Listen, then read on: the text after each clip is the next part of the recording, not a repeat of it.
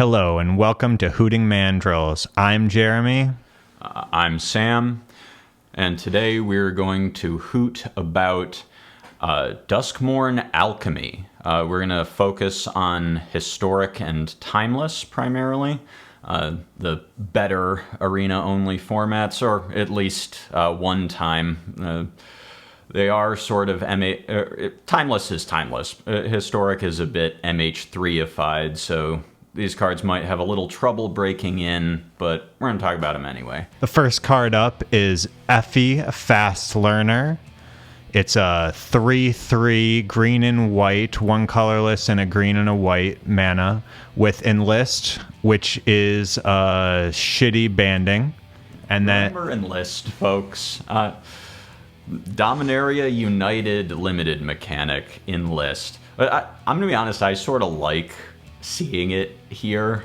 It is shitty banding that is about as hard to understand as banding, but I kind of like seeing it. This is seeing these alchemy cards randomly throw in these old mechanics. It's sort of what I like about Modern Horizons sets, seeing these old things come together in weird, interesting ways. Unfortunately, the thing that I don't like about Modern Horizons sets is going to keep this card from ever being playable. It's not the only thing that's going to keep this card from ever being playable, but sorry, I interrupted. Go ahead.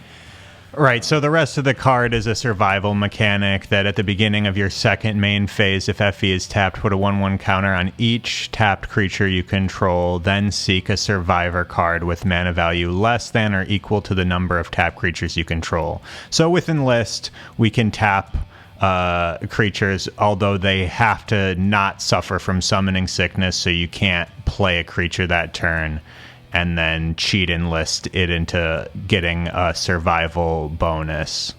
This card has some potential as a convoke mechanic, where we're tapping creatures, with things like Amara, Voice of the Conclave, or even a card that's still doing a lot of work in Standard, Wanderer of the Inner Sky. But I think that this card, even with, Convoke being an almost playable deck in Historic, is still too weak to see actual play. But that's kind of, we probably don't need to say that for every single card, so we may stop saying it soon. But just so you know. It is. When we're talking about a 3-mana card that is worse than Fable of the Mirror Breaker, Modern Horizons 3 isn't in Historic. This is still not a playable Historic card. It might be a playable Alchemy card. All the cards that are over here are in Alchemy. Knight Errant has rotated, but that's not really what we're talking about. Let's move on. Okay, another card that is unplayable in any format. That was when Jeremy and I were texting to discuss this, he sent me his initial thoughts, and I thought about just screen capturing Ethrimik, unplayable in any format, and putting that down on. So let's read it. 2 and 2 white for a legendary creature, Illusion Beast. It's a 5/5, so it's well statted, but then we get to the text box. When Ethrimik enters, if you control no other creatures, manifest dread. That's not so bad, right? But other creatures you control get +1/+1. Okay, that's a thing. As long as you control another creature, Ethrimik can't attack or block. So what are we actually looking at here? It comes down, if it comes down on an empty board, it gets its ETB. You manifest dread. It gives that other creature you control, that single other creature you control, +1/+1. That's a hill giant, folks. If you have a wider board, well, it's a 4-mana Glorious Anthem. Glorious Anthem, not a playable Magic card. in any format. And if they clear out your other little shitters, it's sort of a Blastoderm without Shroud. It's a 4-mana 5/5, that's fine, whatever. Magic cards can't have negative effects on them typically in today's game. It's just not powerful enough to do anything. And not being able to attack or block with your 5/5 is sad. So, yeah all right. It's just never going to... Even if you were in the market for a Hill Giant or a Glorious Anthem or a Blastoderm, it's never going to be the one that you want. It's just, like... It's a silly card, but we don't need to talk about it much more. Improvising Aerialist is up next.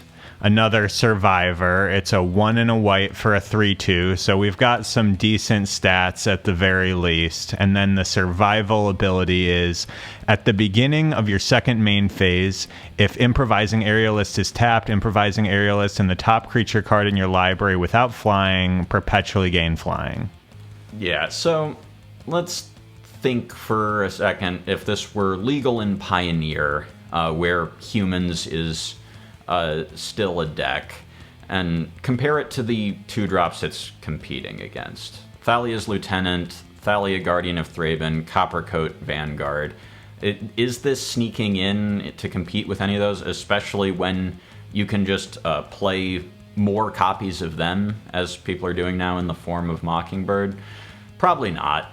And then if we're talking about the MH3 cards, Amped Raptor, Ajani, Ocelot's Pride, there's so many better cards to play in Historic and Timeless that there's just no room for this card. Even if it were allowed in Pioneer, it probably would see no play.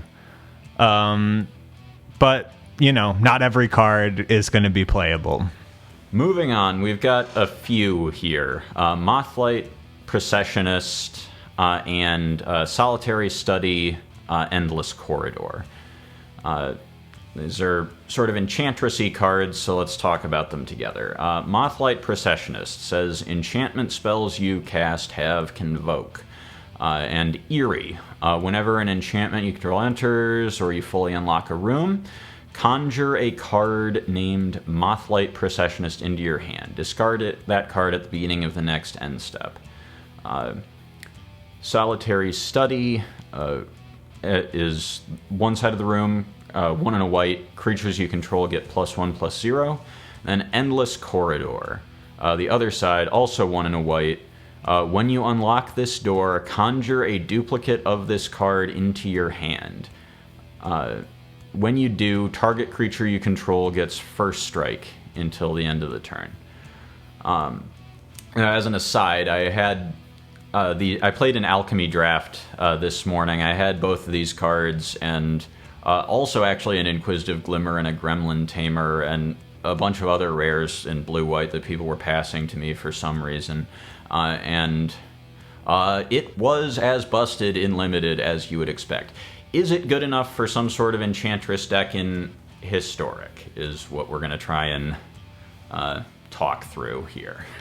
So Mothlight Processionist, the main thing is really the enchantment spells you have Convoke. The Eerie is cute. Infinite Bears is nice. I'm not going to act like having an infinite source of bears and this ability to, even if they keep killing your Mothlight Processionist, you can keep giving your enchantment spells Convoke. But, with just being a bear over and over, in Constructed feels a little underpowered. I haven't tested it out or anything, but I'm not totally sold on it. I would say that the Eerie effect is sort of almost an Enchantress effect. The Mothlight Processionist itself, especially when you're discarding it at the end of the turn, is probably a little worse than a random card. On the other hand, this card does cost 2 mana. So it's cheap for an Enchantress. The only comparable Enchantress effect is Sithis. But on the other hand, Sithis is an enchantment to trigger your other enchantment abilities like Enchantress's Presence, or Gremlin Tamer, or whatever it may be. Mothlight Processionist is only a human cleric and not an enchantment. The Convoke is pretty cool, though, and might be good enough to make this your second or third Enchantress type effect, because Enchantress type effects are pretty good. So Solitary Study and Endless Corridor, to me, is very appealing, though. To continuously be able, because in Enchantress decks, likely you're going to give all of your enchantment Shroud. It's the way it goes, right? So this card allows us to continuously give this boon, and First Strike is also a good keyword.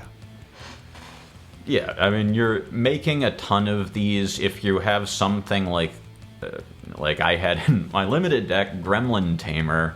I played against some really good decks that just were really good decks off to really good starts, and they just looked at Gremlin Tamer plus Solitary Study and scooped to it. Again, limited, but putting +1/+0 a bunch of times on a bunch of little shitters is a recipe for success. This is also sticking a bunch of cheap enchantments into your hand, powering up your Sanctum Weavers or whatever else. You can then use Sanctum Weaver mana to open more Endless Corridors, even if you don't have some sort of Enchantress effect going. This card's pretty exciting, and I keep expecting to see more Enchantress-style decks in Historic. Energy being as prominent as it is makes Solemnity, makes some sort of Solemnity combo like 9 Lives or Phyrexian Unlife seem appealing to me. Time will tell, but I think this is a good card, and I think Mothlight Processionist is doing things as well, for sure. Totally agree. Let's move on to our next card, which is Housemeld. This card stinks, okay? Unfortunately, we can't pay 2 colorless and 2 blue at sorcery for any kind of removal, single target removal. Even if it allows us, in this case, which I'll just read the card, exile target creature, the exiled card perpetually becomes an enchantment, then put it onto the battlefield under your control. It loses all other card types. So we get maybe there's a static ability on a creature that we want, and we can take it, but at sorcery speed for 4 mana, I mean, you can barely play board wipes at 4 mana at this point. So I don't see this as being playable whatsoever. Yeah, I mean, it can also steal an ETB type effect. Again, cards that are good in limited. This is if you are playing a Alchemy Duskmourn draft, take this card pretty highly. It's very similar to Binding the Old Gods or Buried in the Garden, which were great limited cards. Binding the Old Gods was standard playable at the time, kind of. It was a cleaner answer than a lot of things to Goldspan Dragon, is my recollection from 3,000 years ago, whenever it was Kaldheim was in standard. Buried in the Garden sees no play that I'm aware of in standard. 4 mana is a lot. Standard's more powerful than it was back then, and Historic's a lot more powerful than Standard. So this card's cute, very good in limited, not a construct. Maybe good in some sort of Alchemy deck if you're desperate for hard removal in Izzet or something, but Historic and Timeless, no. Okay, this is a fun card next. This is Lurker in the Deep. This is 3 colorless, 3 blue enchantment creature, Fish Illusion, 7/7 with Impending 4 for 2 colorless and 2 blue. Whenever Lurker in the Deep enters or attacks, seek a non-land card. Whenever you seek one or more cards during your turn, conjure a duplicate of each of those cards in your hand, then manifest those duplicates. So it's getting stuff on the board, even if you impend it right away. Manifest, obviously an older keyword, basically just making a morph onto the field of those cards that are duplicated. Seek is also incredibly powerful in cards like, let's just talk about Crucius. You know, before the nerf, Crucius was one of the most powerful cards in all of Historic. Now that Bowmasters is, nerfed out of Historic, essentially, Crucius maybe could see some play alongside this card. You can still bank energy off of even nerfed Galvanic Discharge on Crucius, which isn't nothing. But Crucius is a good card. He's also good at finding Lurker in the Deep. That's true as well. As long as you have no cards that are, greater than a certain mana value, you discard it. 100% chance you bring Lurker to your hand, and then you can maybe impend it earlier rather than later.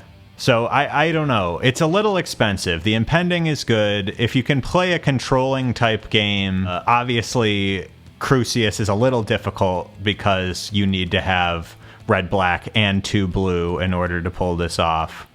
But obviously lands are good in Historic. Yeah, Crucius also does fix your mana a little bit. Let's circle back and maybe talk about Lurker just sort of straight up, right? If you impend this, what are you getting for 4 mana? You're going to seek a non-land card, so you're going to draw a card and you know it's going to be a spell. And then because of the text, you're going to get another copy of that card and manifest it. So the sort of floor of this thing is a 2/2 for 4 that draws a card, which is not great, not quite where you want to be as a historic card. So you need some sort of oomph, some sort of seek engine to make this playable, like Crucius. But there are good seek engines, like Crucius, like we talked about. There's another just generically good seek card, Cabaretti Revels. Also plays sort of interestingly with Overlords. When you cast a creature spell, seek a creature card with lesser mana value. Even impended Overlords, or I guess Lurkers, are creature spells on the stack.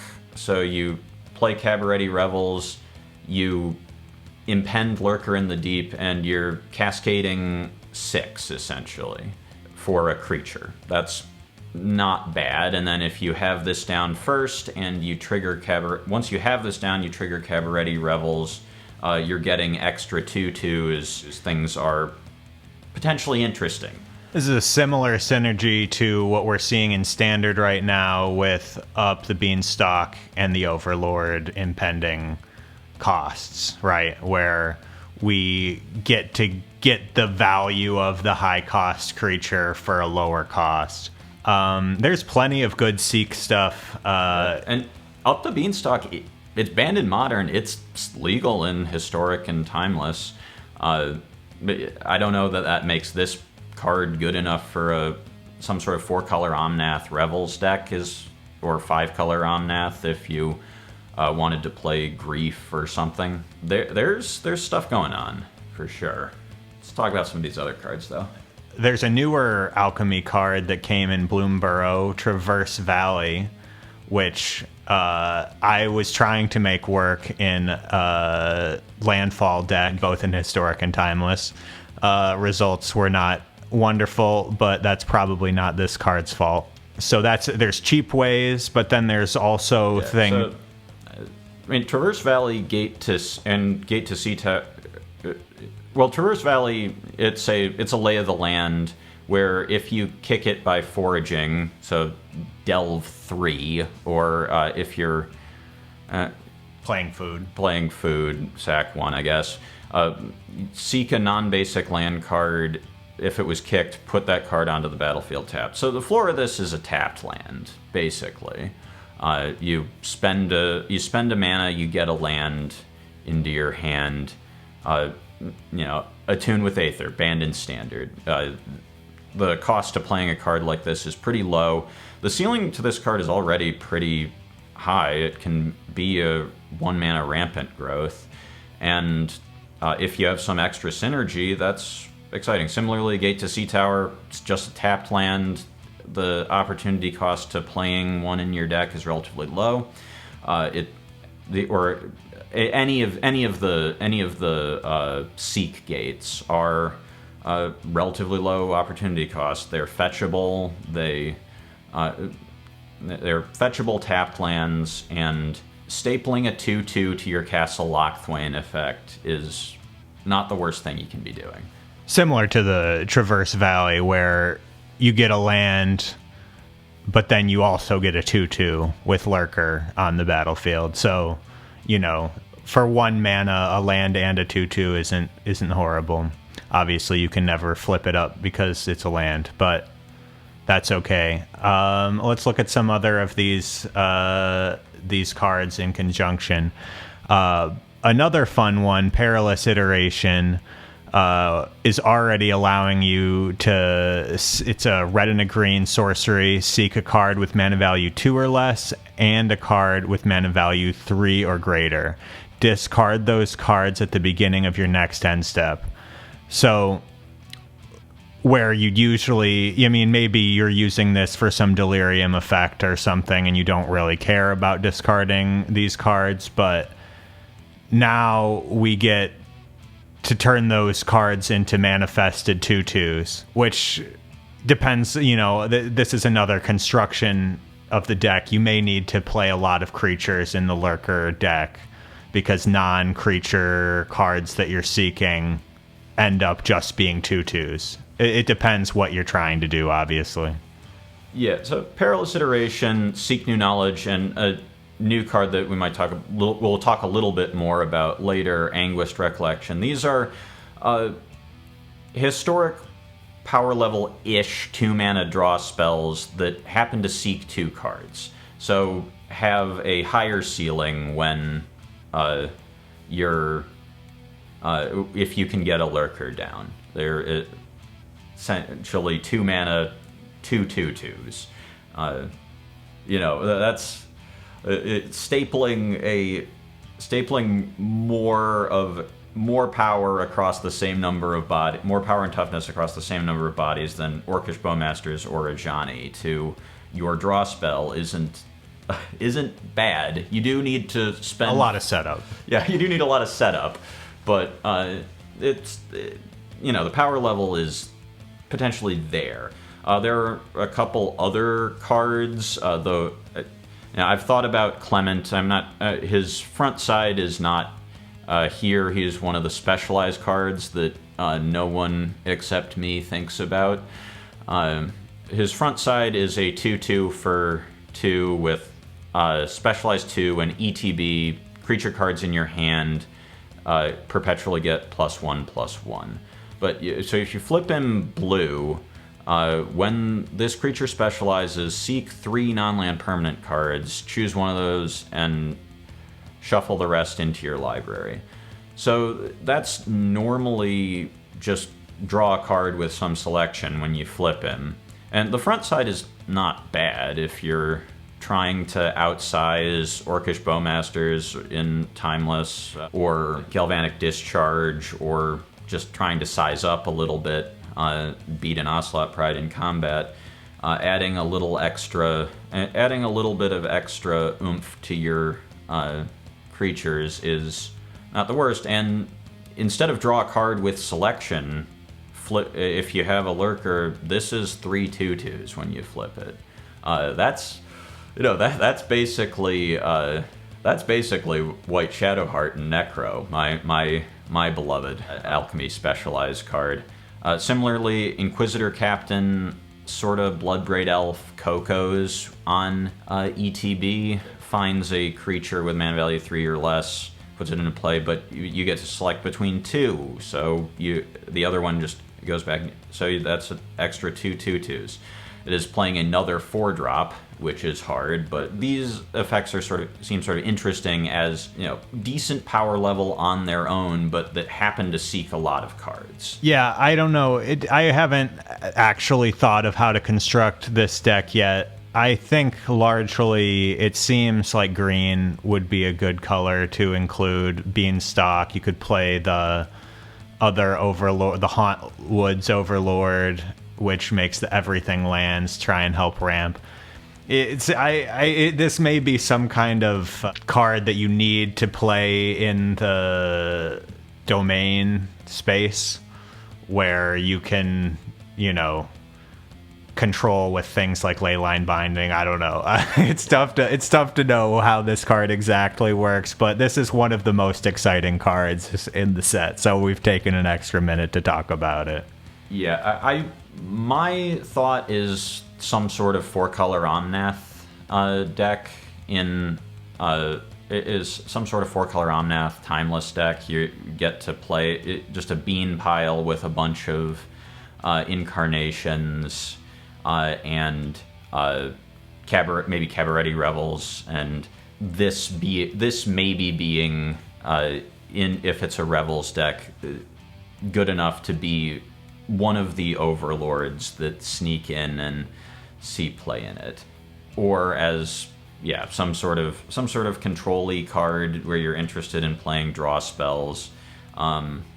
Maybe it seems expensive to play in some sort of blue-white weenies deck with Clement or Captain or Captain, but doesn't seem crazy to consider.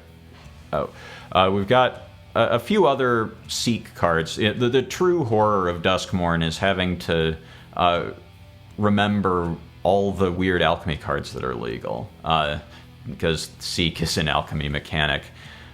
We've got a few that, or one that I found when looking through this that I didn't remember from Murder's Alchemy is Sleuth Inspector, 1 and a white, 3/2, not good enough for Historic, as we discussed. Disguise 2, Disguise also a rough mechanic to be playing, but when Sleuth Instructor, not Inspector, he's not inspecting sleuths, he's instructing them. Who inspects the Inspector? It makes you think. When Sleuth Instructor or another permanent you control is turned face up, seek a non-elephant creature card, pour one out for Venerated Loxodon, and other copies of this card, obviously, with mana value 3 or less, and cloak it. This ability triggers only once. And then Thought Rattle is a card that I've sort of looked at since Bloomborough Alchemy. It's Ratseize. You one blue and a black. You Thoughtseize an opponent. You don't hurt yourself, I guess. Is 2 life worth 1 mana? Sound off in the comments. But then if you have Threshold, it does exile also. Another, not worth it upgrade for the cost. But if you have Threshold, you can seek a rat. So there might only be 1 rat in your deck, and that rat perpetually gets costs 1 less to cast. So you might be able to construct your deck in such a way where the only rat is, say, Universal Automaton, and it's now free. In addition to, but the problem with that is that you will sometimes draw a Universal Automaton, which you do not want to do in any constructed format. Isn't there also a Seek 3-cost 2/2 that seeks a creature type? So you could not be rats. What is that card called? Faceless Agent. So you could put a Faceless Agent in your deck and then keep the Seeking going, but that also is probably, then you're in a different creature type thing. Who knows? It's all kind of speculative. This card, seems good. Maybe, looking down the Seek rabbit hole, there are some good Seek cards, certainly. Yeah, some stuff could happen with this card. It's like the other overlords. This honorary overlord looks like it might be a thing that could break into Historic or Timeless somewhere. Okay, so now we're going to talk about another card called Glimmer Hoarder, which is a colorless and a black for a 2/2. It's a human survivor with the survival ability. At the beginning of your second main phase, if Glimmer Hoarder is tapped, you lose 1 life and draft a card from Glimmer Hoarder's spellbook. That card perpetually becomes an enchantment in addition to its other types. Here we've listed all of the cards in Glimmer Hoarder's spellbook. Largely quite expensive cards. There are two cost, and then 1, 2, 3, 4, 5, 6, 4 costs, and then 2 5 costs. So a little bit expensive. Some of the cards are okay, obviously, but is a lot of maybes, right? Because the creature has, there are obviously ways other than tapping it in combat, but you have to do that, and then you get one of these cards, but can you even play it? Yeah, it is we had to spend a lot of slide space covering all the spellbook, so it's sort of a good thing for us that this card isn't really historic power level. There are some of these cards that are fine, just if you don't really need mana sinks in modern day constructed that badly, so drawing an extra 4-drop is just not, or 5-drop is just not doing that much for you. Maybe if you're trying to play the Starving Revenant Marina Vendrell's Grimoire combo in Alchemy, this can be extra copies of Starving Revenant, sort of, kind of, if you can survive with it, but that's a lot of maybes. Doing something slightly worse than drawing you a card. Okay, this card, Fear of Ridicule. The art is like people haunting a crab or something. I don't know if crabs are afraid of being made fun of, but if they are, I'm sorry to the crabs. It's not a crab creature type, though. So it's colorless and 2 black, enchantment creature, nightmare, 2/3. Enchantment creatures you control have menace. When one or more enchantment creatures you control deal combat damage to a player, exile a random creature card from that player's library. Create a token that's a copy of that card except it's a 1/1 enchantment creature. So here we've listed out many powerful enchantment creatures in the historic and timeless formats. My thought with this card is not really a enchantment creature deck. I think that obviously is possible, but it may be a sideboard card if people are like against creativity or something, where somebody only runs a couple copies of Atraxa or something and you're just trying to get it out of there. I don't know if it's powerful enough to do that, but I have my doubts about this card. Yeah, I mean, so sort of agree that getting this trigger against something like creativity or show and tell or woodlands, where the creatures in the deck are only Atraxas or only one Gristlebrand or only their creativity targets, sounds hilarious. I think this effect, if you can trigger it, is pretty good, though. If you basically anything that you would hit in energy or any deck that's played in historic or timeless is pretty good. You do have to hit with something, and this card costs 3 mana, and you really, really, I think, need to hit with something the turn it comes down. You can't just go around playing 3 mana 2/3s and hope they survive and hit your opponent. So that was why I was looking at other enchantment creatures a lot for this that would maybe be playable. Red looks like the most promising color to pair with this. Kamano is a playable 1-drop, FOMO a playable 2-drop. Detective's Phoenix, also a way to give this thing haste and flying to maybe hit with it, and if Detective's Phoenix falls off of another creature, it is itself an enchantment creature with evasion that can help you get this trigger. Other colors look a little less good.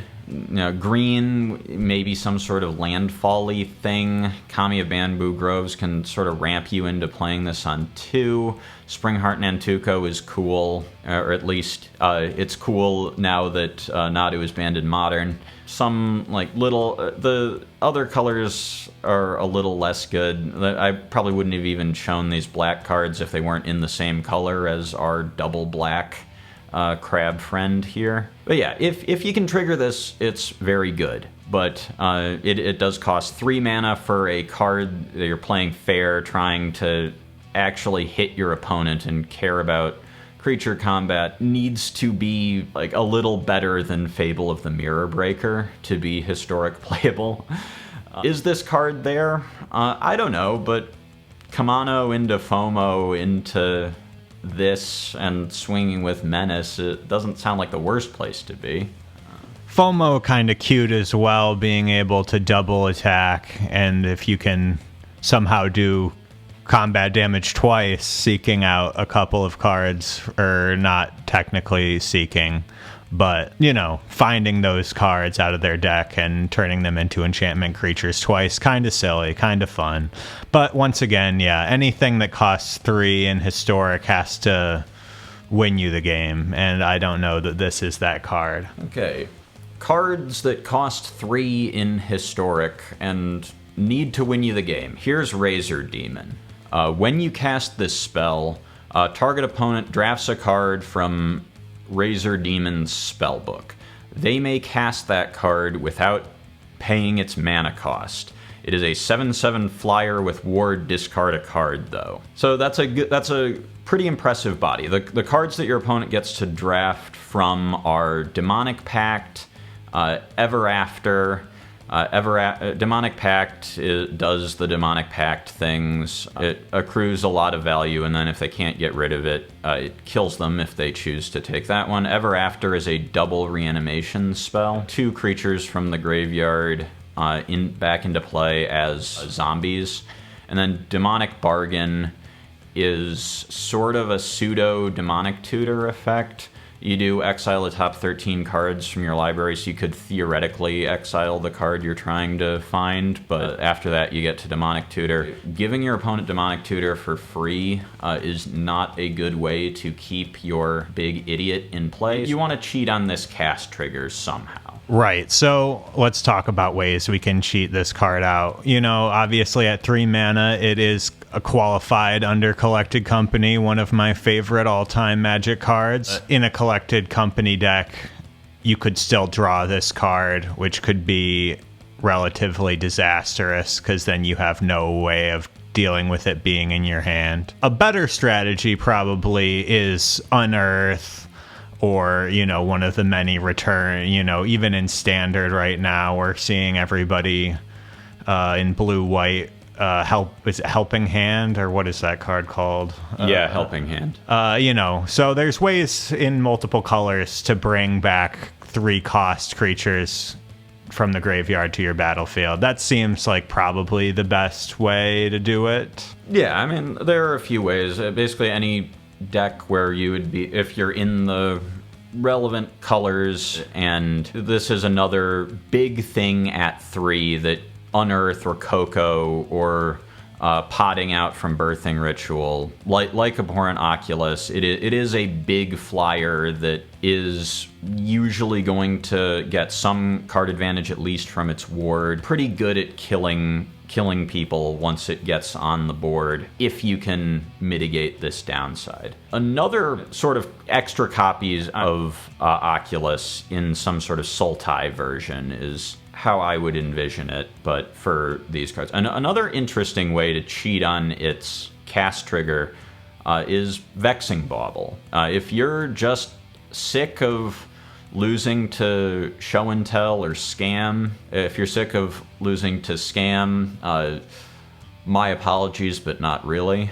If you're sick of losing to Show and Tell, I totally get it. You just want to be the 4 Vexing Bauble deck and you have a Vexing Bauble down, you cast this thing. They do get to draft the card, but if they cast it for free, it is going directly into their bin.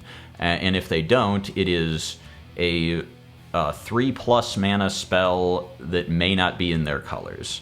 That seems sort of funny to me as a thing you might be able to do. I do think that Abhorrent Oculus is strictly just a better card than Razor Demon. So it is kind of like, do you need extra copies? I mean, they're not the same card, but like a big creature with flying that has, at least the static ability on Abhorrent Oculus is very powerful, especially in Standard right now, where Lithomantic Barrage is, a red player's best way of dealing with this card. So I don't know. I mean, obviously the ward against either Fatal Push has the, a Descend Revolt trigger, or whatever, a 2-cost kill spell. They have to, then you're getting some card advantage off of the ward. But yeah, I don't know. Once again, it's a 3-cost card that probably once again is not powerful enough. But it is black, so Unearth is a good target.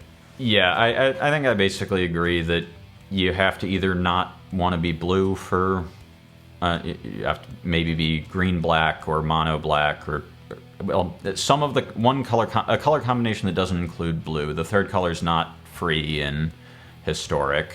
Even with, mana's better in Historic than it used to be with Vista, but third color is still not free, this thing.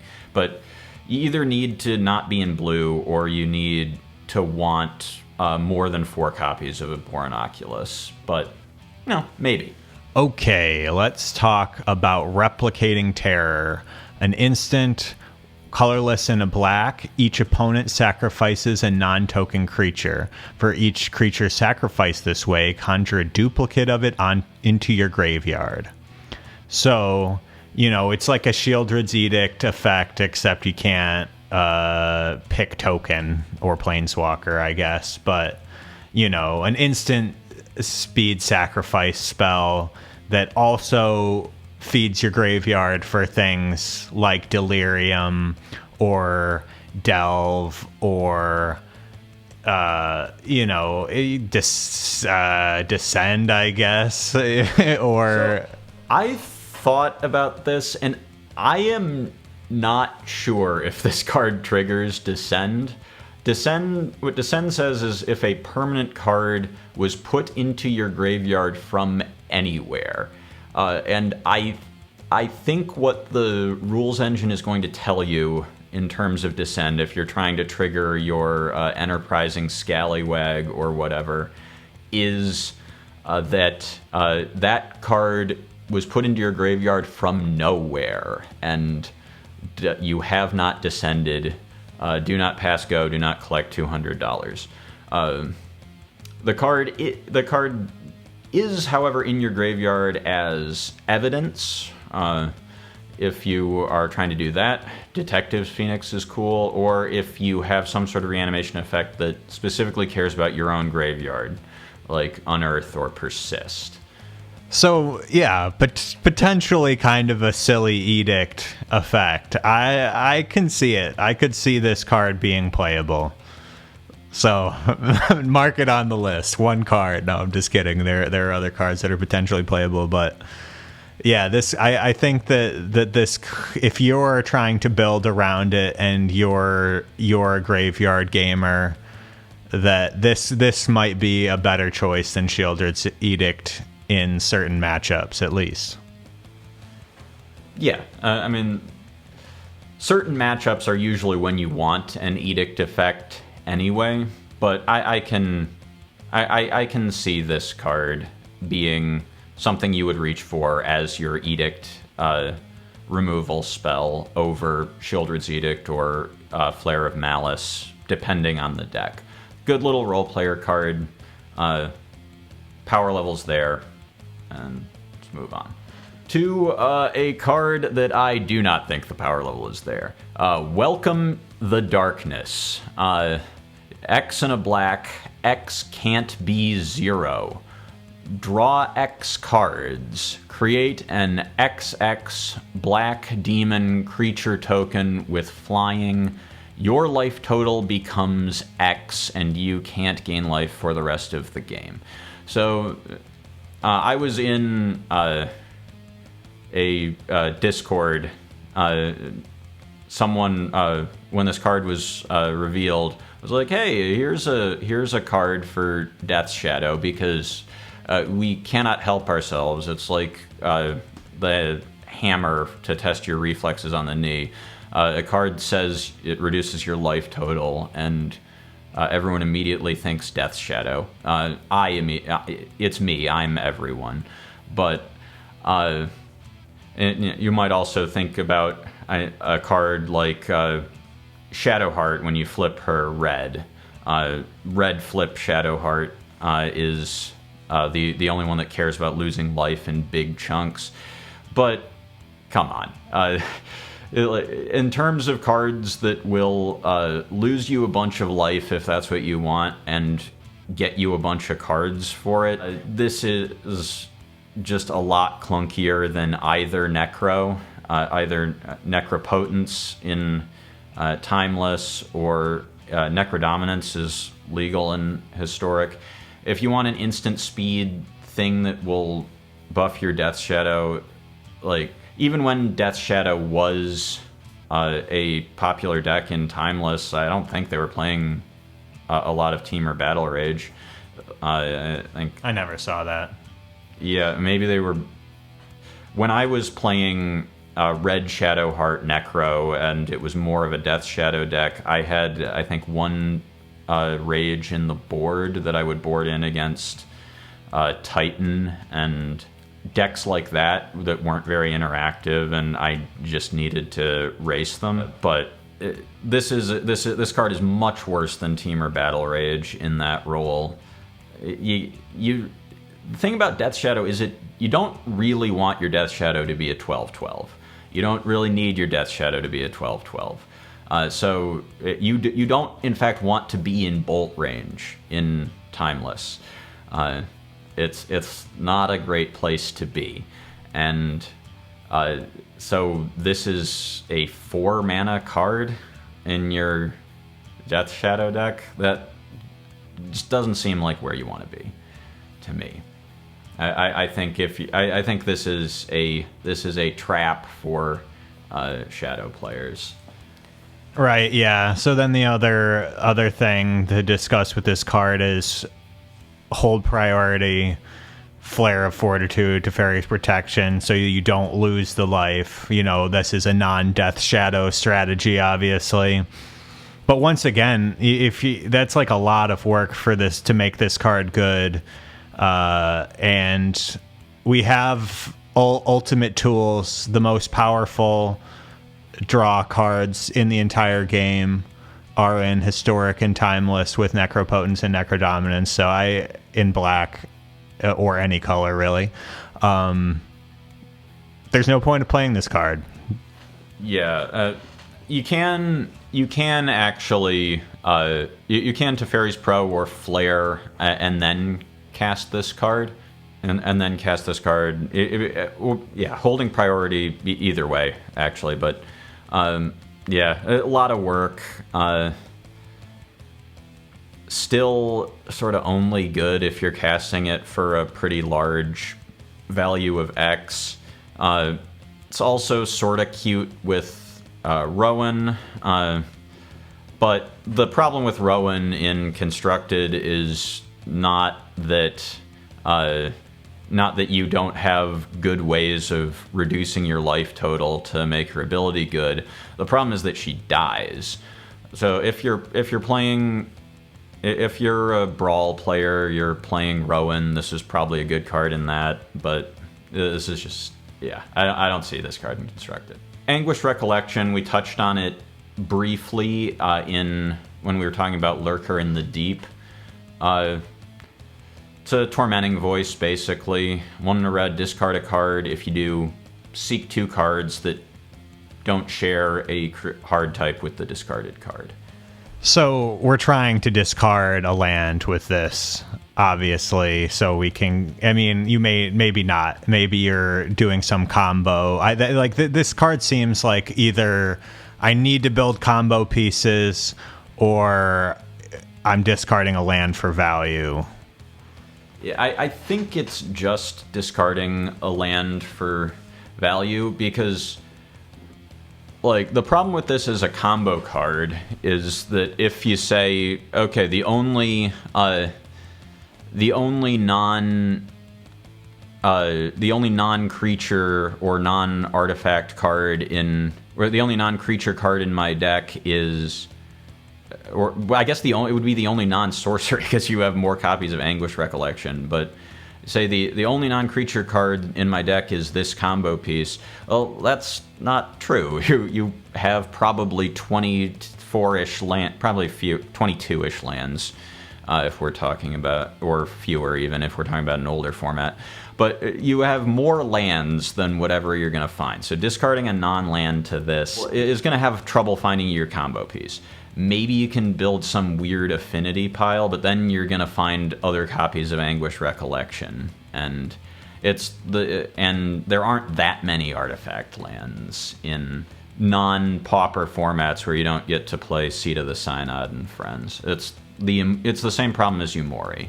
Right. I mean, my thought was like Charbelcher, right, where you discard an MDFC, but I guess that those MDFCs aren't all creatures, right? If the MDFCs are all sorceries, it might work. That seems like a pretty rough way to build a Belcher deck, but maybe. Yeah, it's probably not playable. All right, on to the next. Okay, this card's kind of cute. Crude Abattoir and Unsavory Kitchen room, obviously. So the Crude Abattoir, when you unlock this room, it deals 2 damage to target creature. So kind of like a shock type deal. And then, but at sorcery speed, obviously, and only creatures. Unsavory Kitchen, whenever a source you control deals non-combat damage to a creature, choose a creature card in your hand. It perpetually gets +2/+0 and gains haste.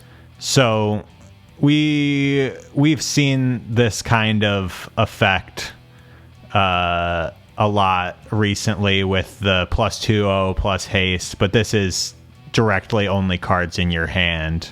I don't know. What are your thoughts, Sam?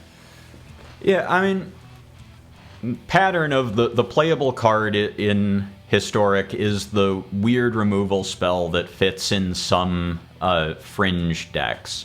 So Shock is not great, but it's better than Shock is in some ways better than it used to be in Historic because Wizards is being pushed around by the new bully on the playground in Boros Energy, which plays a lot of creatures that die to shock. Guide, Pride, Ajani. Basically everything in the energy deck dies to shock.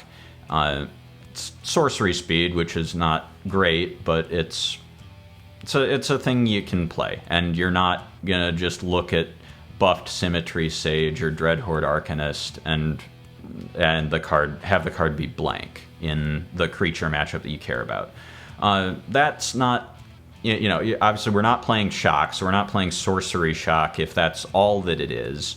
But it's not. This is a room. It technically has mana value 4, so if you are interested in Karuga-ing, or you're interested in cascading with a card like Bloodbraid Elf or Bloodbraid Marauder, this is a removal spell that you can play. And if you're trying to build rhinos the way that I've seen some people building it lately, where you're trying to get Delirium, Bloodbraid, and then Bloodbraid Marauder into it, and be able to play Amped Raptor, this is a card that both doesn't mess with Cascade, but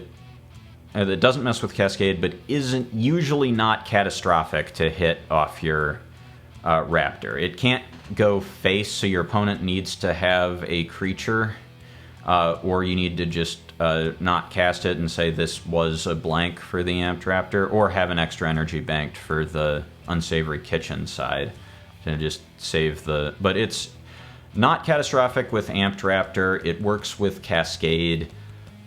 That's a home that is historic / timeless playable, especially in historic where you can't fetch Surveil reliably on one in your Bloodbraid Marauder all 2-drops all the time Rhinos deck.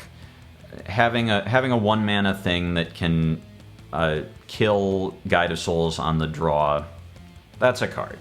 And I'm going to continue talking, and folks, find someone who loves you as much as I love Marauding Raptor.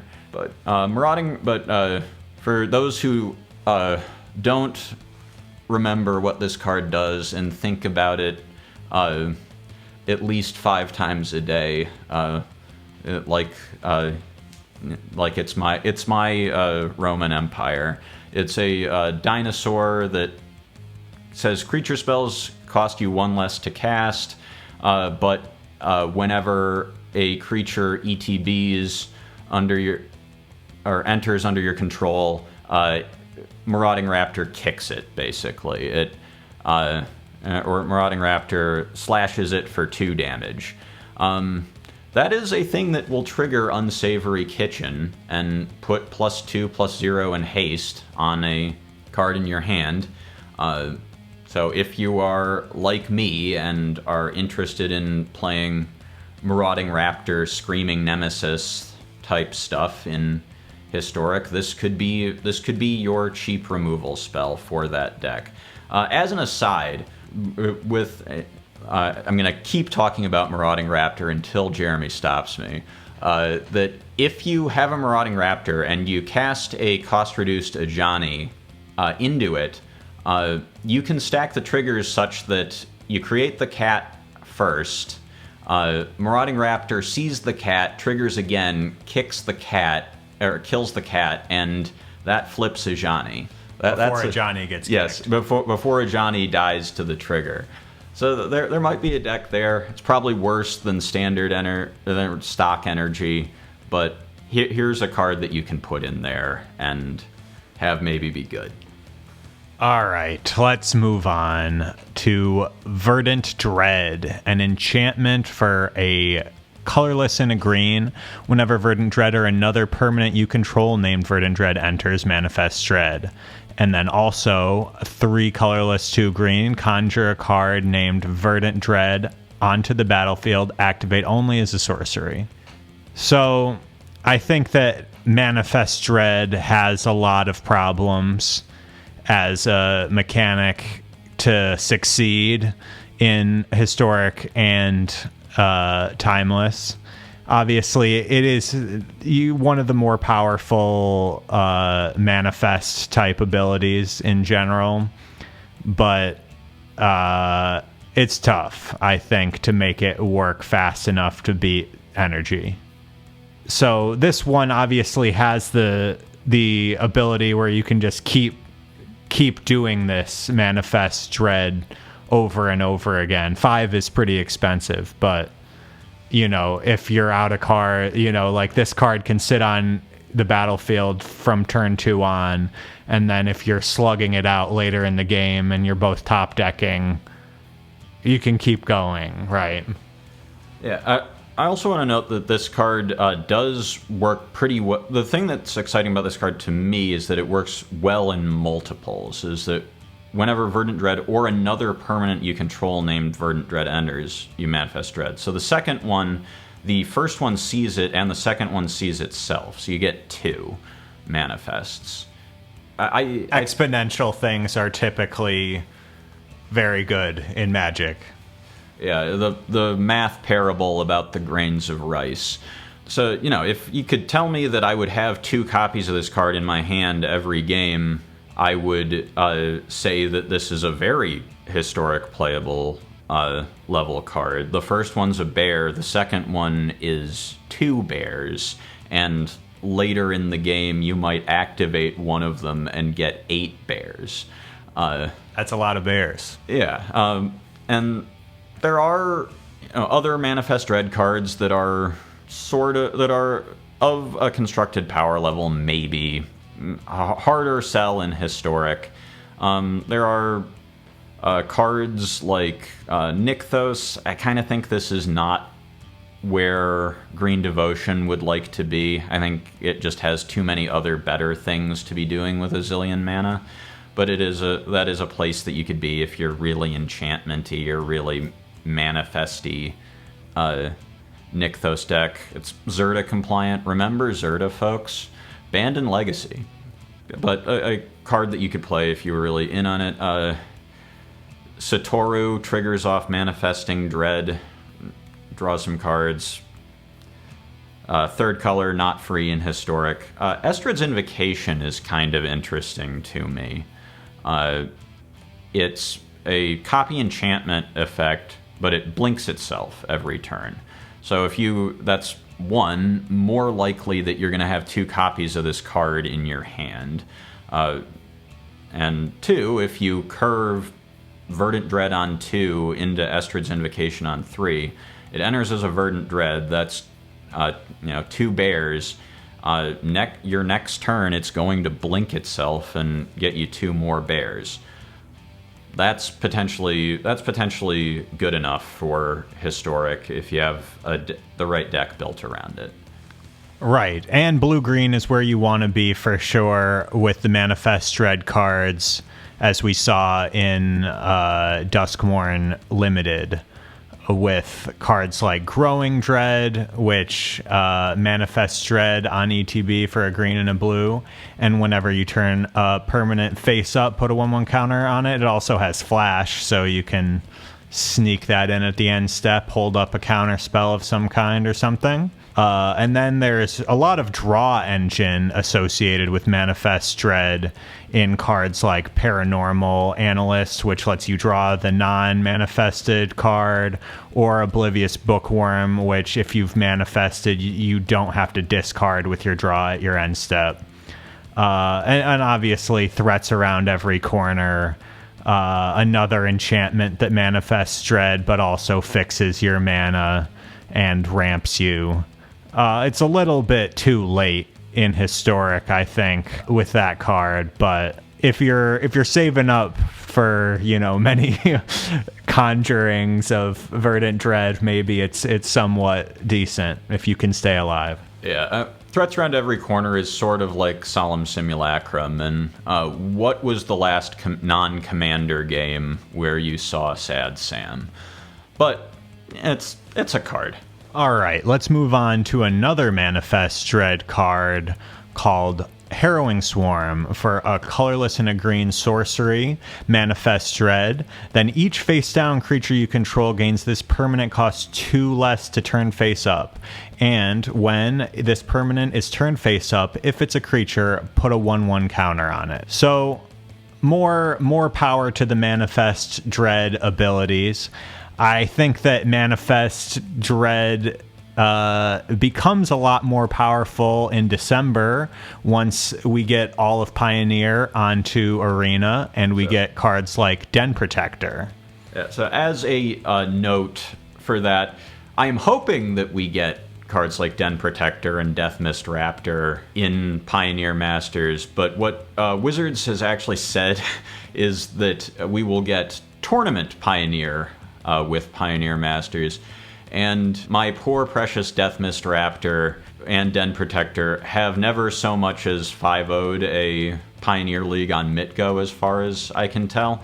They do seem to go in every Commander product with a face-down mechanic ever, so they might be in as Brawl Plants. I want to believe that I will get Deathmist Raptor for Christmas, but we will see. Yeah, I want flipping cards face up to be good. And I remember a time when I was playing Standard back in the Tarkir days when Den Protector was quite powerful. I'm hoping that comes back I'm hoping that they bring these cards. I don't know. Don't say that you're going to do something and not do something. Like, bring all of Pioneer to... I've been enjoying Explorer recently, but bring it all. Like, a format needs to be completed, or it's not... Like, that stops brewing and all sorts of stuff that we don't want to see. Returning to Harrowing Swarm, reducing the cost to flip things face up... cute with cards like Den Protector and Deathmist Raptor, inshallah. But also cute with anything where that cost reduction is really relevant. Abhorrent Oculus, good thing to manifest. You can flip it face up for 1. Rattleclaw Mystic, you can flip face up for free. In fact, you can flip it face up and then get Teamer mana. That's sort of a Black Lotus, if you don't really think about it. Lupine Prototype, a card that you just now remembered existed. You can attack, flip this face up for free. It's a 5/5, and it might be able to attack or block again at some point if one player gets hellbent. It's hard to get exactly the thing you want under your manifest. You can maybe brainstorm to set it up in Timeless. If you have the toolkit there's Sylvan Tutor, Noxious Revival. But if you have generally things that are pretty good to flip face up, cards that care about your graveyard, there could be something here. Okay, let's move forward to Wary Zone Guard. 2 colorless and green for a 3/3 human survivor. Wary Zone Guard enters the battlefield tapped, so we're immediately getting the survival trigger, assuming he survives to main phase 2. At the beginning of your second main phase, if Wary Zone Guard is tapped, return up to 1 target land card from your graveyard to the battlefield. Wary Zone Guard perpetually gets +1/+1. Okay, we're back to 3-cost cards in Historic and why you can't play them. But anyway, okay, so you get a land back, but for any landfall type effects that are boosts to power, like Brushfire Elemental, or Step Links or whatever, this is useless. You want your lands to come in on the first main phase. Obviously, a card like Omnath doesn't matter, but this card isn't going to slot into Omnath either. Yeah, I mean, it is a 4/4 for 3. That's not a terrible rate, but that's a Bloated Contaminator, a card that does not see play in Standard, and also it comes in tapped, so it's not even blocking. It's not even blocking Ocelot Pride or whatever whatever your opponent played on 2 the turn it comes down. It's also sort of like a Soul of Windgrace. Soul of Windgrace, buffed in Historic. I bet you didn't know that. Has seen some play in Modern, and this is easier to cast than Soul of Windgrace. Yeah, I don't really see it.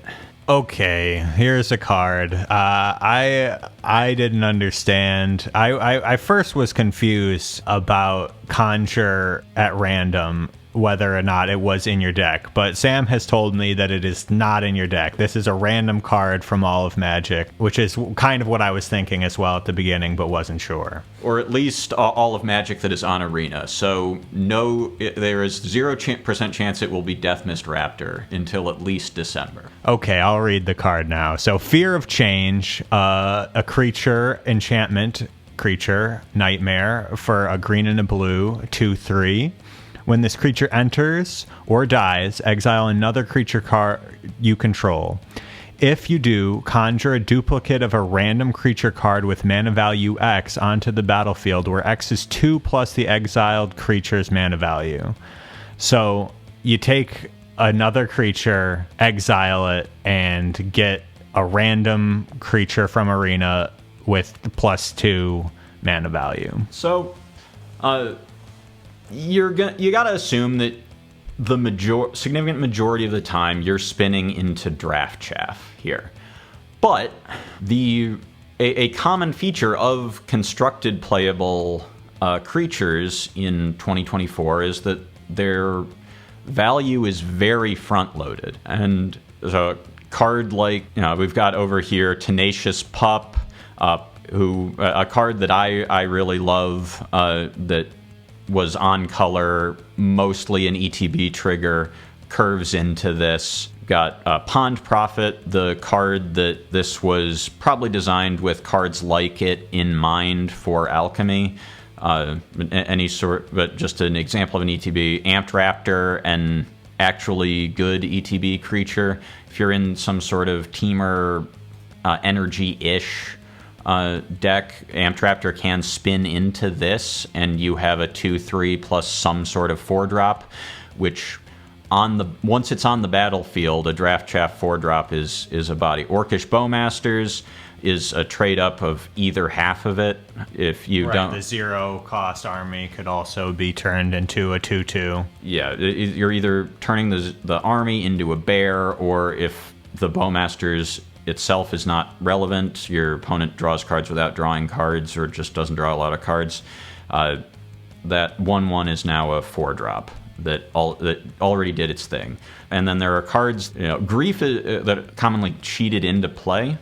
We've got Grief. Grief also is sort of both. The body itself is relevant when your opponent doesn't have cards in their hand, but most of his value is in ETB.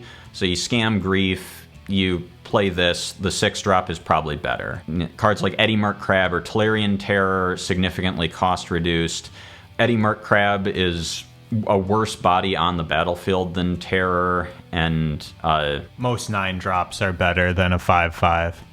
Yes, most 9-drops are better than a 5/5. Most 8-drops are probably better than a 5/5 Ward 2. Now, it causes creatures to leave the battlefield without dying, so it triggers Dour Portmage if you're into that sort of thing. Again, this is probably more of an Alchemy synergy that it was designed in mind. Backtracking to when I said you are mostly spinning into Draft Chaff with this, but that's usually going to be okay. There is a particular instance where that's not the case. There is one number, lucky number 13, that only has one creature at that mana value, not just on Arena, but in all of Magic. And you would think there was some sort of Innistrad draft uncommon or something build around at 13, but no, there is in fact only an Innistrad Chase Mythic at 13. Emrakul, the Promised End. It is a cast trigger, so you're not mind slavering people, but 13/13 flying trample protection from instants is a pretty good card. Or a pretty good thing to have in play. And if you really want to do the cast trigger, you could play maybe Release to the Wind or something. If you're in a blinky deck that might be interested in Fear of Change anyway, that's a thing you could do. But to spin into Emrakul, we need an 11-drop. Where do we get such a thing? Well, it turns out that in Murders at Karlov Manor, we got the Pride of Hulklade, a 10 and a green with affinity for ass. Whom amongst us? So if you're playing a Walls deck, which already is playing a bunch of little shitters that have a lot of their value front-loaded, Wall of Blossoms, Wall of Omens type stuff, you can play Pride of Hulklade for 1 mana and then play this thing. You have an Emrakul in play. It is exciting to get Emrakuls into play. Butts.deck seems like a deck that is happy enough to play Sun Cleanser in the main if you care about beating energy. It seems like it has things going for it, and it seems like it has things going for it with this combo added in, at least to me. This is probably the historic deck that I'm most excited to try building. Right. It seems like whether you're playing this card on a Wall of Blossoms for a random 4-drop or getting the Emrakul, there's value in multiple spots potentially on this card. So that seems like a good home for it for sure. Obviously, we all want to whip out Emrakul and beat our opponents with protection from instants. You're gonna have 13/13, probably more important. But yeah, this is a cool card. This one may be playable in a weird type of deck. Let's move on to Polterheist. This is a colorless black and a red for a creature, 3/1 with ward, pay 2 life. Whenever a Polterheist attacks, heist target opponent's library. So we've seen some heist cards make it all the way up to timeless. Heist is a powerful mechanic, but the stats of a 3-cost card being a 3/1 in timeless is just not where you want to be with cards like Galvanic Discharge or Orcish Bowmasters. Like, your opponent doesn't care. If on turn 3 you play Polterheist, they flash in their Orcish Bowmasters, kill it. They don't care about the ward 2 life. You know, they'll be fine. Yeah. And even if they can't flash in the Bowmaster, it has to live all the way to your next turn. At least if they don't have the Bowmaster mana up, Crucius does something. And Crucius isn't playable in a Bowmaster format. They bank energy off Galv Discharge. Yeah. If you're playing a 3-mana 3/1 in Rakdos, play Crucius. Okay, another card, Mangled Soulrager. This is a creature for a colorless, a blue, and a red with flying, and it's a 1/4. Whenever Mangled Soulrager enters, switch the power and toughness of each creature on the battlefield. You get a 12-time boon, okay, with whenever a creature you control enters, switch its power and toughness, and it also has cycling for colorless and a blue. Yeah, so this looks like it was designed as a coding exercise to haze some new member of the dev team. This is just a weird card. If my Walls Brew becomes the new meta, I guess it is a sideboard tech if you're in these colors. But destroy all of my 0/4 walls by turning them into 4/0s. But yeah, maybe there's a weird combo. I don't see it from Mr. Front Butt here. Okay, let's just move forward to Unnatural Summons. It's a sorcery for a colorless, a green, and a blue. If you weren't the starting player, however, this spell costs 1 less to cast, so just a green and a blue. It's another Manifest Dread card, but once again, it's manifesting Dread more than once, so you get Rebound. So you can play it again on your next upkeep. This is starting to make Manifest Dread somewhat better. I'm obviously still skeptical about any kind of deck happening with Manifest Dread as the key mechanic, but 2/2/2s for 2 mana is pretty good rate. Yeah, there isn't nothing going on with this card. There are cards that care about loading your graveyard, cards that care about casting a bunch of spells in a turn, which Rebound helps with, and it wasn't. Chatterstorm, now that I think about it, is probably less the card that I would want to talk about but it is. Chatterstorm is also interested in going wide. It is on Arena, banned in Pauper, very powerful. This card looks a lot worse when you are the starting player. Casting it for 3 is hard. Back in the before time, not just before MH3, but a while back, people used to play Phoenix with Perilous Iteration in Teamer colors. That was sort of cool. It was also before Cruise came to Arena. The big trick with that was that you would Perilous Iteration and your 3+ drop would always be Phoenix. So you would always just discard it and the other card would be a draw, which is pretty good. That's not going to be the case anymore, but if it were just Phoenix and Cruise, that would be one thing. This card does mess with Perilous Iteration in that way. So if you're not happy drawing this card off it, that messes things up.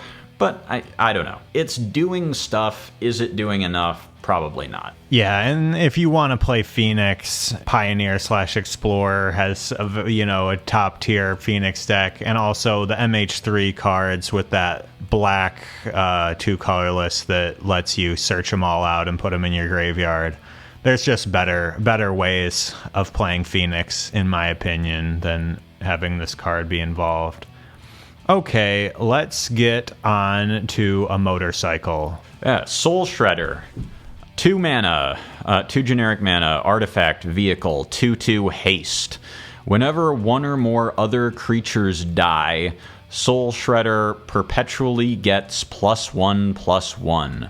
This ability also triggers if Soul Shredder is in your graveyard. It crews for 1, and for 1 mana and sacrificing 2 creatures, return Soul Shredder from your graveyard to the battlefield, only as a sorcery. So if you can mill over this somehow, Stitcher's Supplier, maybe Black Overlord, and you're in a sacrificey deck where a lot of things are dying, maybe Chthonian Nightmare, maybe some sort of Yogg deck or some sort of Cauldron Familiar deck. This is a thing that from your graveyard can just threaten to come out and beat face pretty effectively. Orcish Bowmaster is still one of the best cards in Timeless. As long as Ajani is around, this furry idiot is going to be the best card in Historic until they ban it. Any sort of sacrifice effect is at least a little bit interesting. I don't think Mardu Energy mills itself enough to have this be good. I think you need to be a more dedicated sack deck, but there's stuff going on. Right, and I mean, it's only cost 2 as well, so you could just play it. You could obviously mill it with like a fetched Surveil land or something, even casually. It doesn't have to be your main priority to mill this card. It's just a good vehicle, and like we saw Chainsaw even be pretty decent of a card, even potentially a one of Timeless playable. I think that this card will definitely see some play. Next we have Eager Flame Guide. This is part of a cycle of, almost complete cycle, of Glimmer creatures that call back to the Bloomburrow card types, which again I think is pretty fun. I like seeing them do this in the Alchemy sets. So when Eager Flame Guide enters, you add 3 colorless mana that you can only spend to cast creature spells. And when it dies, you exile the top 2 cards of your library, and until the end of your next turn, you may cast creature spells from among them. It's a 3/3. So 3 mana. So the only deck that would be interested in this is a deck that, 1, is creaturey and aggressive, is interested in a Burning Tree Emissary style effect, and 2, is able to do something with colorless mana specifically, which means either you're trying to play things that cost more than 3, or you're trying to play things that you can play for 3 colorless mana. If you play this on turn 3, it has to actually do something. And the only deck that I can think of that would be like that is some sort of red, mono red, or really red/colorless Eldrazi deck. You're interested in putting in It That Heralds the End, or Matter Reshaper, or Thought-Knot Seer, and you're built around Eldrazi Linebacker. You're trying to blitz with Eldrazi Linebacker, and maybe this card has a home in a deck like that. I think that a deck like that is sort of in the Eldrazi Temple waiting room. I assume it'll be on Arena eventually, but, maybe. What do you think, Jeremy? I think that it's tough. We don't really see Burning Tree Emissary or the new Rakdos one from Bloomburrow, the Lizard, see any play anywhere. I mean, the standard, obviously, there's the Blizzard deck, which is okay, but I just don't see it. I can't see it being playable, and it costing 3. I think it would be better if it were a 2/2 for 2 that did 2 energy. At 3 you're still you still have to have the 3 to get it going, And, it's just a 3/3. It doesn't have any keywords or anything on itself, which obviously neither does Burning Tree Emissary, but I just think that it's too expensive. Yeah, it does probably replace itself when it dies, but talking about Eldrazi Temple and a hypothetical future where it's in the format, this does not cast off Eldrazi Temple, so I could definitely also see it not being good enough. But if it has a home, it's something like that. Speaking of cards that this card has one home, in my opinion. It's Chittering Illuminator. It's a creature enchantment that costs a colorless 2 green for a 3/3. As long as Chittering Illuminator is at the top of your library, you may look at it anytime and you may cast it. As long as the top card of your library is a creature card, you may look at it anytime and cast it. So it's pretty much Realm Walker with one more power, and you can also play it off the top of your library as well. But if you have a non-creature on the top of your library, you don't get to know what it is. So something, when I was playing Slivers a lot in Historic before the dark times of Wizards and Yawgmoth, I was playing Realm Walker, and it's it's a little bit of information to know whether or not you have a collected company or a land on the top of your library, right? I think that not knowing that information is kind of a deterrent, but it's a squirrel. So if you are trying to do some kind of Kindred Squirrels thing, Realm Walker is also a squirrel, but it's a 2/2, a 2/3, I mean. So it has one power. Maybe in a Squirrel Kindred deck, this is a little more playable. Yeah. This does also cast itself off the top of the library. I think in Squirrels it's better than Realm Walker, because sometimes this is just going to show itself to you off the top of your library as a digital mechanic thing, and is just going to come in. You're just going to be great. I got a free card. I cast this for free. I get to keep going. Realm Walker is mostly a Kindred card. I can't imagine playing this over Realm Walker in Slivers because it is not a sliver. Yeah, and the double green is a bit of a challenge depending on what your mana base looks like.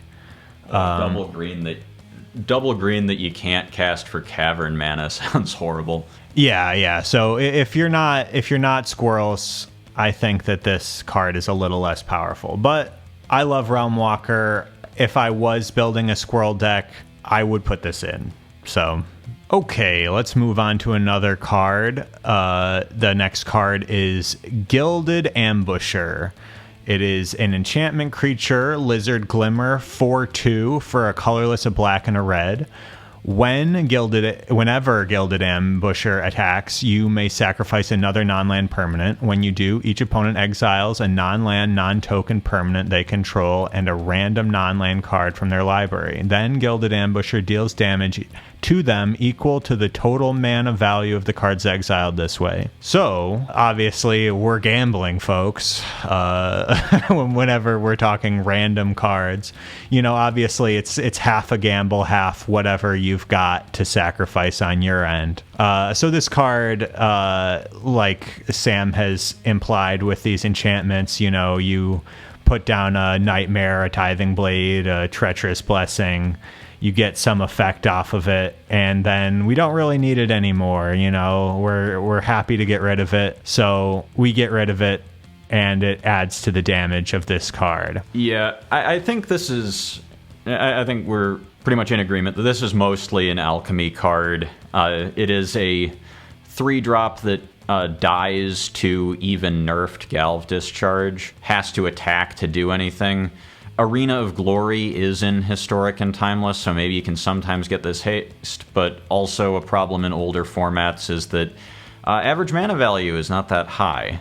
So you do the thing, you're maybe 5-balling them plus attacking with a 4/2. Probably not good enough, but if you're an Alchemy player, it's probably fun there. Hopeless Nightmare and Tithing Blade are around. Right, yeah. Once again, we're running into this issue of 3-drops are they good enough? And once again, it doesn't seem like it. So next we have our Otter Glimmer, Enduring Friendship.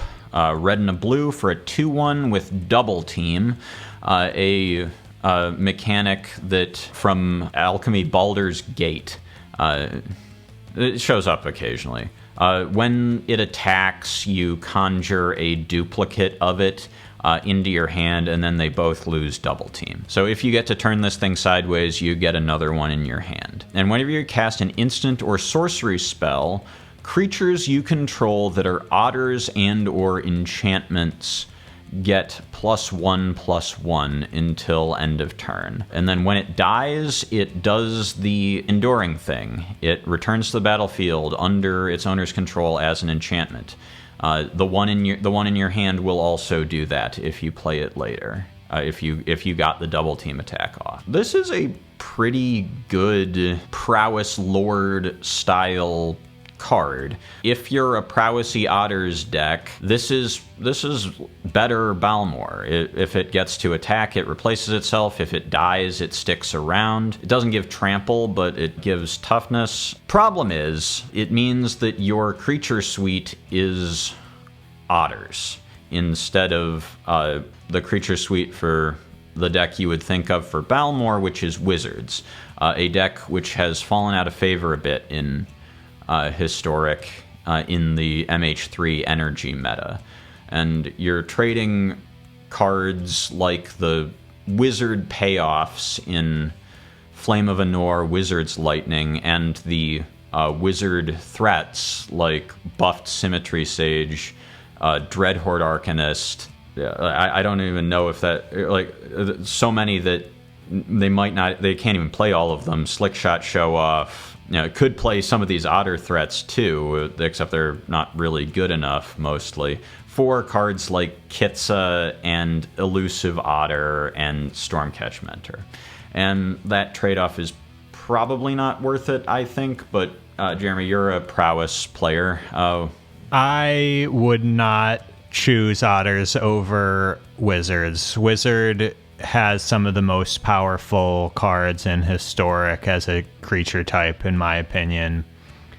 And obviously it includes enchantment creatures, but when we look at red and blue enchantment creatures, we have stuff like FOMO and Silent Hall Creeper or whatever. They're not very powerful either in comparison to Wizards. I think Wizard is one of the most powerful creature types. And I think that if you're going to play a card like this in Historic Balmor, Balmor gets cut in the Wizard deck a lot of times, or maybe a 2 of, so... I don't really see it, unfortunately. It probably really fun in Alchemy. Maybe the Wizard or maybe the Otter deck in Alchemy is a little more playable with this card. All right. Now, here's a card that is playable, I think. Going back to when we were discussing this by text message, I think Jeremy sent me something like a busted life gain card, Shock. And this card's good. Golden Sidekick. White and a black, enchantment creature Bat Glimmer. 2/2 flying lifelink. So that's a stat line you are not upset with at all. That's pretty good on rate, even back to Timeless. And whenever you gain life, a random creature card in your hand perpetually gets +X/+X, where X is the amount of life you gained. So if this thing hits once, it's doing a lot for you, even absent any other synergy. And it has other synergy with a lot of the most played creatures in the format. Guide of Souls, Ocelot Pride. The only other life gain in the energy decks is usually either Lurrus or Flage, but I could still see this card finding a slot there. There's a lot of competition, but this thing's good. Yeah, they won't stop giving life gain good cards. Life gain itself is not a winning strategy, but making all of your creatures bigger every time you gain life, that is the strategy typically in life gain. that leads to winning the game. And this little bat just does it, all right? I mean, I don't know. It's just like making all of your cards powerful all the time in your hand. It's got great stats. I think that this card will see play in Historic and Timeless. Yeah, I mean, another thing is that it's pretty good with Ocelot Pride on either side of the ball. If you play Pride and it doesn't get answered and it's going to get to attack, you play this, you get a extra +1/+1 on some other creature in your hand. If you draw Pride after you have this thing going, you are going to grow the Pride. It doesn't die to Bowmasters anymore. It's very hard to block. Yeah, a lot going on. I might try a couple of these if I can find space for them in my Orzhov Necroscam deck. The slots are really tight, but I think this card's very good. Right, or, a Soul Warden Guide of Souls effect. You just play this card with a Guide of Souls out, and you gain a life, so a creature in your hand perpetually gets stronger.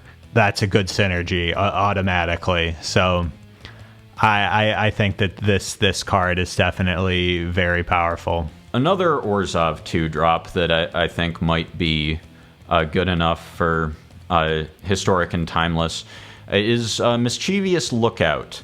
White and a black, enchantment creature, Rat Glimmer, 2/1. Dies to Bowmasters. Why do I think this might be Historic or Timeless playable? Also, did it pee on the floor?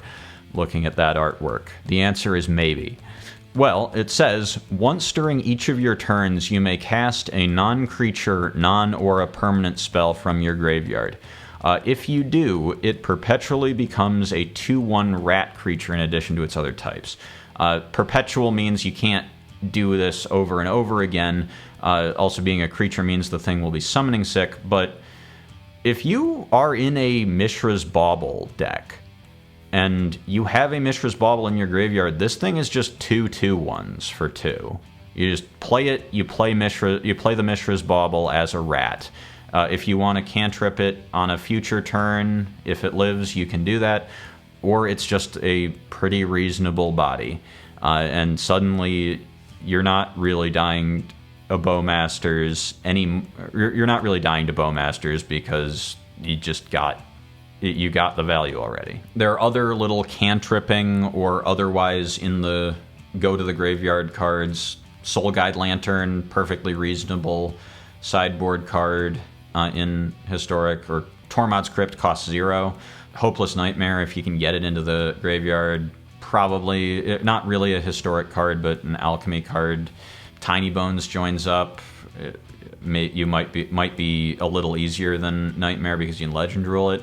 And going back to that, if you just want to be 4 Vexing Baubles deck and beat up on Show and Tell, if you want to give Show and Tell a swirly, Mischievous Lookout is Mischievous Lookout, and his peeing on the floor is ready for that. If you want to, you can cantrip the bauble and get it back. It's hard to play Vexing Bauble with Mishra's Bauble. They kind of non-bow, but it makes it easier to crack the bauble for cards without going shields down to Omniscience or Scam. I think people over-rely on Vexing Bauble against Scam. It's vexing, but it's as a Scam player, I think you can usually play around it a little bit, but it has text for sure, and it plays pretty well with this as well as the Razor Demon. I will spout my grievance as someone who's been trying to play rats forever. Why can't they just print some rat cards that are rat cards? Why do they all have to do something non-rat themed? Even like that squirrel in Bloomburrow should have just been a rat that does the damage due to the creature type. But whatever. All right, we're done talking about rats now. We're talking about mice. A good creature type that I actually enjoy playing. Okay, So this guy is not good, though, unfortunately. It's called Valiant Emberkin. It's a colorless, a red, and a white for a 1/1 with haste. It's a Mouse Glimmer enchantment creature. Whenever Valiant Emberkin enters or attacks, target creature you control perpetually gets +1/+0.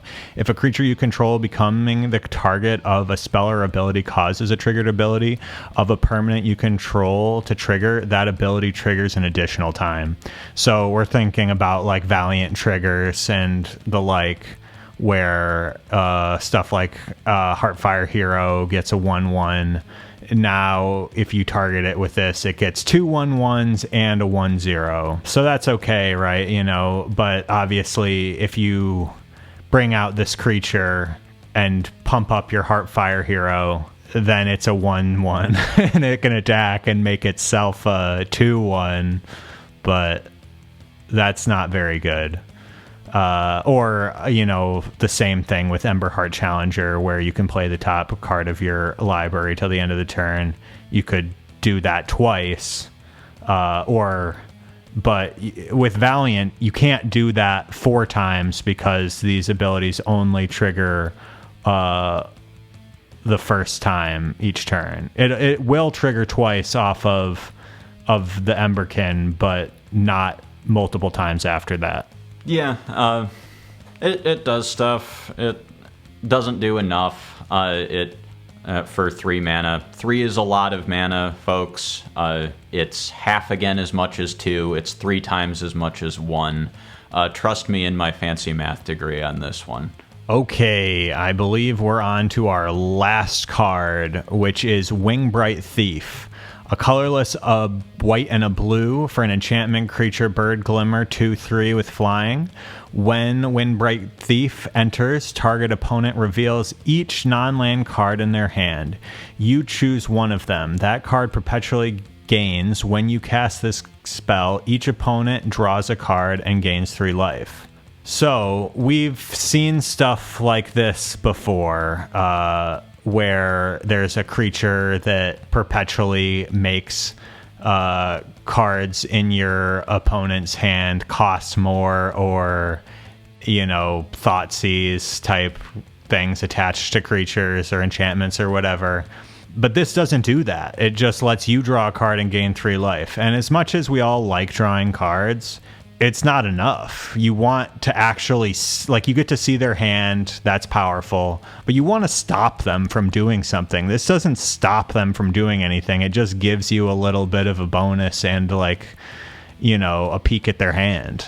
Yeah, I think there's some stuff here. If you can somehow make them keep casting the spell and ideally not resolving it, or not resolving it effectively, if you're memory lapsing it or reprieving it a bunch, maybe you're in some sort of Mystic Sanctuary loop with those. That seems like the sort of thing that an Azorius-style gamer would find fun.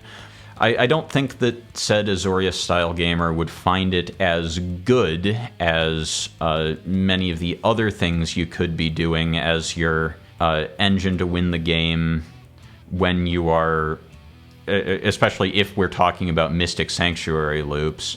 You're just like Mystic Sanctuary back mana drain and use it to buy Lurrus in your Frog deck, or use it to, or just win with Uro at some point. I assume the Bant player, or win with Uro or Flage at some point if you're sort of thing. It's probably not good enough, but it seems like the sort of thing that someone of that disposition might enjoy. Right. Once again, card costs 3. Is it good enough for Historic or Timeless?